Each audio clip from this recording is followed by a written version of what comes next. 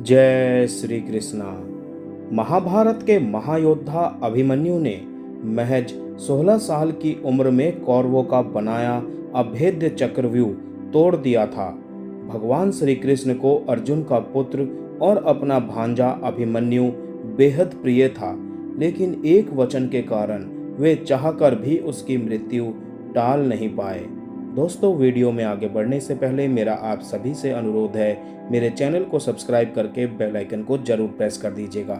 तो चलिए दोस्तों, कथा को आगे बढ़ाते हैं। धनुर्धर अर्जुन और भगवान श्री कृष्ण की बहन सुभद्रा के बेटे अभिमन्यु वध की कथा हम सभी जानते हैं, जिसने मां की कोख में चक्रव्यूह भेदने की कला सीख ली थी। और जब महाभारत युद्ध छिड़ा तो उसने कौरवों द्वारा बनाए गए चक्रव्यूह को न केवल तोड़ा बल्कि कई योद्धाओं को अकेले ही मार गिराया।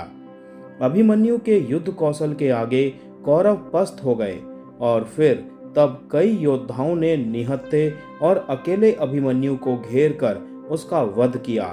महज 16 साल की उम्र में अभिमन्यु वीरगति को प्राप्त हुआ। जिस युद्ध भूमि में भगवान श्री कृष्ण स्वयं मौजूद थे, वहां ऐसा अधर्म हुआ और वे अपने प्रिय भांजे को नहीं बचा पाए। इसके पीछे भी एक रहस्य है। दरअसल अभिमन्यु के जन्म से पहले ही उसके पिता ने मृत्यु की उम्र तय कर दी थी।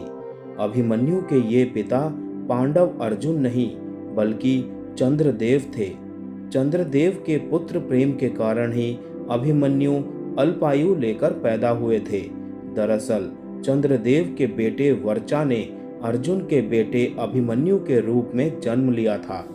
जब पृथ्वी पर धर्म की स्थापना करने के लिए भगवान श्री कृष्ण अवतार लेने वाले थे, तब सभी देवी देवताओं ने भगवान की लीला देखने के लिए किसी न किसी रूप में धरती पर आने का निर्णय लिया। कई देवी देवता स्वयं मनुष्य बनकर धरती पर जन्मे, तो कुछ ने अपने अंश या अपने पुत्रों को धरती पर भेजा, जैसा सूर्य के बेटे कर्ण, इंद्र के बेटे अर्जुन आदि। लेकिन चंद्रदेव पीछे हट रहे थे। उनसे कहा गया कि अपने पुत्र वर्चा को पृथ्वी पर अवतरित होने की आज्ञा दें, लेकिन चंद्रदेव अपने सुंदर पुत्र वर्चा से बहुत प्रेम करते थे और उसका वियोग वो सह नहीं सकते थे। जब देवताओं ने बहुत अनुरोध किया तो चंद्रदेव ने कहा वो अपने पुत्र को महज 16 साल के लिए धरती पर भेज सकते हैं। इसके बाद वो मेरे पास लौट आएगा। चंद्रदेव का यही पुत्र अभिमन्यु था। भगवान श्री कृष्ण ने उन्हें वचन दिया कि वे उनके बेटे को 16 साल बाद वापस उनके पास भेज देंगे।